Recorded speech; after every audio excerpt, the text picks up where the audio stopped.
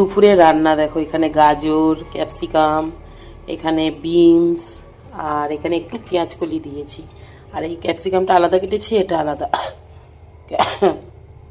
কেন আলাদা কেটেছি চলো তোমাদেরকে দেখাই একটা জিনিস। এই দেখো, এখানে কালকে ছেলে চিকেন নিয়ে এসেছিলো, আর চিকেনের মধ্যে অনেক কটাই এই যে সলিড পিস ছিল।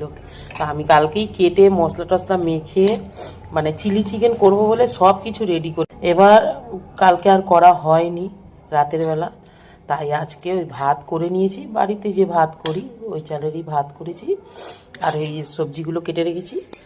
আর ভাবছি আজকে চিলি চিকেন আর ওই ভাতটাকে গাজর টাজর দিয়ে মানে সব সবজি দিয়ে একটু ফ্রাই করে দেবো, ফ্রায়েড রাইস আর চিকেন।